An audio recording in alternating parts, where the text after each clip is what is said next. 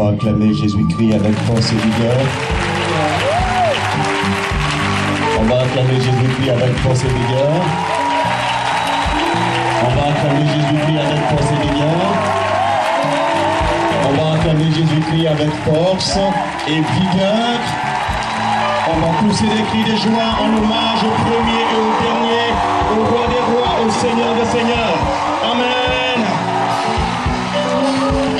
Chers amis, vous savez, le chrétien n'est pas n'importe qui. Dis amen très fort s'il te plaît. Dis au diable, il veut pas. Tout ce que le Père a prévu pour toi aujourd'hui va arriver dans le nom de Jésus de Nazareth. Amen. Vous savez, que cela, merci beaucoup. On va faire silence. Vous savez, lorsque Dieu prépare une grande bénédiction, il y a toujours des obstacles, n'est-ce pas? Nous avons eu une difficulté avec la sono. On a commencé en retard. Je devais prêcher à 12h30 et finir à 14h, juste avant la messe. Voici qu'on a commencé en retard, mais ce n'est pas ce que je vais dire qui est important, mais c'est ce que le Père des cieux a prévu pour toi qui est très très important au nom de Jésus. Et je crois, je me réjouis. Même si c'était seulement en 20 minutes, je sais que Dieu n'a pas changé. Il n'est pas normal qu'à cause d'une prédication, on puisse reculer la messe. Mais quand la foi commence à se concentrer, les choses de l'esprit se mettent en mouvement rapidement comme l'éclair. Parce que là où le nom de Jésus est invoqué, quelque chose se produit. Dis amen très fort. Alors, je voudrais que toi et moi, aujourd'hui même, nous puissions prier ardemment avant la messe. J'ai compris que quand la foi du chrétien commence à changer, des miracles inadmissibles arrivent. Alléluia. Alors, j'ai aperçu tout à l'heure cette dame-là qui dansait avec Louise Ojela. Et puis, Edouard m'a dit, tu la reconnais? Non. Il dit, c'est celle qui a témoigné samedi à Horeb. Et j'ai dit, ok, je me souviens. Cette femme, elle ne prêche pas l'évangile. Elle n'est pas le père Éric Norbert Abécan. Elle n'est pas Marcel Blé. Elle ne sait pas comment on prêche. Mais un jour, elle a entendu un message de foi.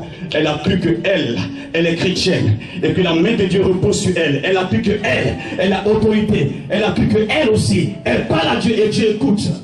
Cette dame nous a dit, dans sa famille, il y a une cérémonie qu'on fait et il y a un arbre. Dans leur maison, dans la cour de leur maison. L'arbre en question est censé protéger toute la famille. En vérité, toute leur âme est esclave dans cet arbre-là.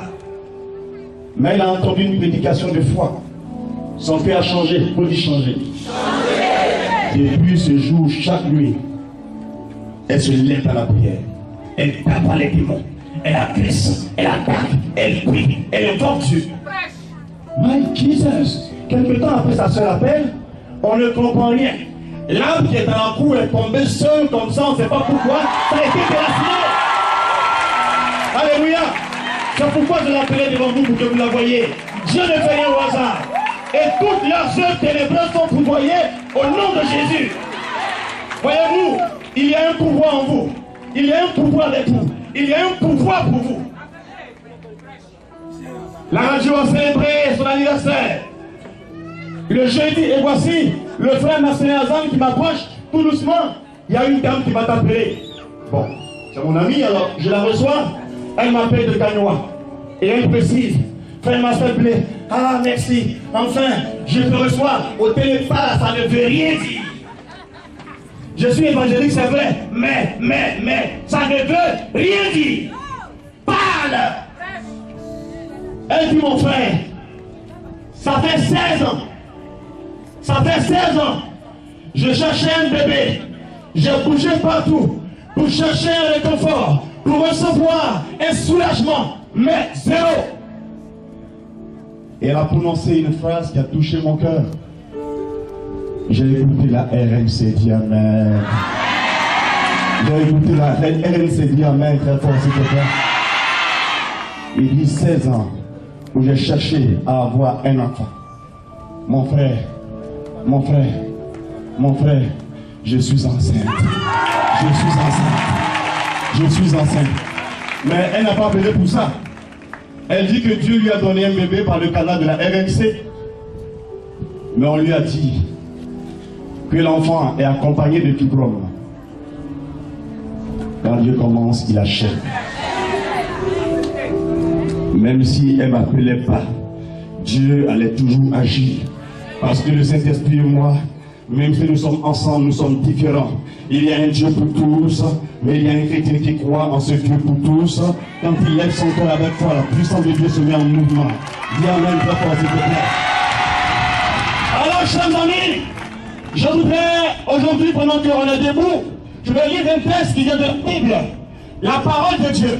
Ce qui sort de la Bible a un pouvoir sur ta vie. Si quelqu'un croit en cette parole, le pouvoir de mon Père se mettra en mouvement pour sa vie. Et rien ne peut s'opposer à la volonté de Dieu.